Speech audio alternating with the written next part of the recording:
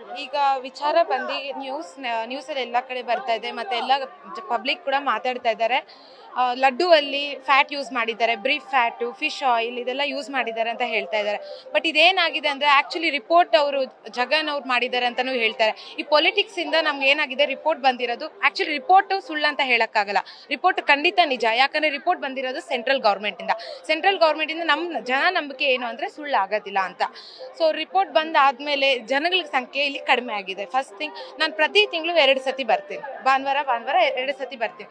So ಭಾನುವಾರ ಬಂದಾಗ ತುಂಬ ಜನ ಇರ್ತಾರೆ. ಎಷ್ಟು ಜನ ಇರ್ತಾರೆ ಅಂದರೆ ನಮಗೆ ದರ್ಶನಕ್ಕೆ 2 ಗಂಟೆಗೆ ಟಿಕೆಟ್ ಸಿಕ್ಕಿದ್ರು ಕೂಡ ನಾವು ದರ್ಶನ ಮಾಡ್ಕೊಂಡು ಈಚೆ ಬರೋಸಿಗೆ 6 ಗಂಟೆ ಆಗುತ್ತೆ, ಅಷ್ಟು ಜನ ಇರ್ತಾರೆ. ಮತ್ತು ಅದರಲ್ಲಿ ಸೆಂಟ್ರಲ್ಲಿ VIP ಅಂತಲೂ ಬಿಡ್ತಾರೆ. ಈಗ ನಿನ್ನೆ ನಾನು ಬಂದಿರೋದು, ನಿನ್ನೆ ಕೂಡ 3 ಸತಿ ದರ್ಶನ ಮಾಡ್ಕೊಂಡಿದ್ದೆ.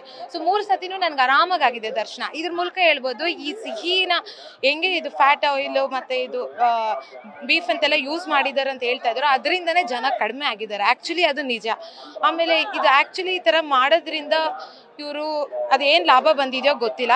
ಬಟ್ ಕೆಲವ್ರು ಏನು ಹೇಳ್ತಾರೆ, ಹಂಗಾರೆ ದೇವರಲ್ಲಿ ತಿರುಪತಿಯಲ್ಲಿ ಇದ್ದಾರೆ ಅಂದರೆ ಯಾಕೆ ಇದನ್ನ ದೇವರು ಏನು ಮಾಡಿಲ್ಲ? ದೇವರಲ್ಲಿ ನಿಜ ಇದ್ದಾರಲ್ವ, ಅದು ವಿಗ್ರಹ ಅಲ್ಲ ಅವ್ರದ್ದೊಂದು ಶಿಲೆ ಅಲ್ಲ, ಅದು ನಿಜ ರೂಪ ಅಂತ ಹೇಳ್ತಾರೆ ಜನಗಳು. ನಾವು ಕೂಡ ಸುಮಾರು ವರ್ಷದಿಂದ ನಂಬಿರೋ ಸತ್ಯ ಅದು. ಬಟ್ ದೇವ್ರು ಬಂದು ಅದು ನೀನು ಇದು ಮಾಡಬೇಡ ಅದು ಮಾಡಬೇಡ ಅಂತ ಹೇಳೋದಿಲ್ಲ. ಅವರು ಪ್ರತಿಯೊಂದು ಕಡೆನೂ ಇದ್ದಾರೆ, ನಮ್ಮ ಪ್ರಕಾರ ಎಲ್ಲದರಲ್ಲೂ ಇದ್ದಾರೆ. ಯಾಕೆ ಬರೀ ತಿರುಪತಿಯಲ್ಲೇ ಬಂದು ದೇವ್ರನ್ನ ಮತ್ತೆ ಮನೆಯಲ್ಲಿ ಯಾಕೆ ನಾವು ಪೂಜೆ ಮಾಡ್ತೀರಿ?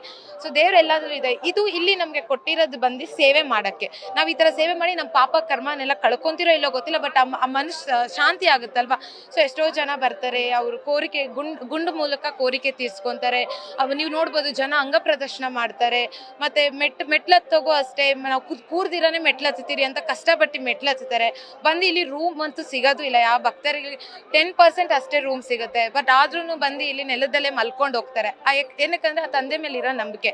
ಸೊ ಈ ರಿಪೋರ್ಟ್ ಬಂದಾದ್ಮೇಲೆ ಅರೆ ದೇವ್ರು ಇನ್ನೇನಕ್ಕೆ ಹೋಗೋದು, ನಾವು ತಿರುಪತಿಗೆ ಇಲ್ಲೇ ನೋಡ್ಕೋಬೋದಲ್ವಾ ದೇವ್ರನ್ನ ಅನ್ನೋದು ಒಂದು ಫೀಲಿಂಗ್ ಬಂದಿದೆ ಜನಗಳಿಗೆ ಆ್ಯಕ್ಚುಲಿ. ಯಾಕಂದರೆ ಅಲ್ಲಿ ಈ ಥರ ಎಲ್ಲ ಕಷ್ಟ ಕೆಲಸ ಮಾಡಿದ್ಮೇಲೆ ಕೂಡ ಅದು ಪವಿತ್ರ ಸ್ಥಳ ಅಲ್ಲ ಅನ್ನೋದು ಬಂದಿದೆ. ಬಟ್ ನಾನು ಪಾಸಿಟಿವ್ ಆಗಿ ಏನು ಹೇಳ್ತೀನಿ ಅಂದರೆ, ದೇವ್ರಿದ್ದಾರೆ, ಖಂಡಿತ ಇಲ್ಲಿ ತಿರುಮಲದಲ್ಲಿ ಇದ್ದೇ ಇದ್ದಾರೆ. ಯಾಕಂದರೆ ಇದು ಸುಮಾರು ವರ್ಷದಿಂದ ಕತೆ ಇರೋದಿಲ್ಲಿ. ಇಲ್ಲಿ ಪವಾಡ ಕೂಡ ಆಗಿದೆ, ನನ್ನ ಜೀವನದಲ್ಲೂ ಪವಾಡ ಅನ್ನೋದಾಗಿದೆ. ಸೊ ಇಲ್ಲಿ ದೇವ್ರಿದ್ದಾರೆ. ಸೊ ನಾವು ಕರೆಕ್ಟಾಗಿ ಆ ತಂದೆಗೆ ಸೇವೆ ಮಾಡ್ತಾ ಇಲ್ಲ. ಸೊ ನಾವು ಸಿಹಿ ಅನ್ನೋದನ್ನ ಇವಾಗ ಏನಾಗಿದೆ ಅಂದರೆ ನಂದಿನಿ ಇದು ಪಾರ್ಸಲ್ ಮಾಡ್ತಾ ಇದ್ದಾರೆ. ಸೊ ಆ ನಂದಿನಿ ಗೀಯಲ್ಲಿ ನನಗೆ ನಂಬಿಕೆ ಇದೆ, ಆ ಥರ ಏನೂ ಇರೋದಿಲ್ಲ ಅಂತ. ಸೊ ಅದನ್ನೆಲ್ಲ ಮರ್ತಿ ದೇವ್ರ ಮೇಲೆ ಭಾರ ಇಟ್ಟು ಸಿಹಿನ ತಗೊಳ್ಳಿ ಅಂತ ಹೇಳ್ತೀನಿ. ತೇಜಶ್ರೀ. ನ್ಯೂಸ್ ಫಸ್ಟ್, ನಿರ್ಭೀತಿಯಿಂದ ನಿಮ್ಮ ಪರವಾಗಿ.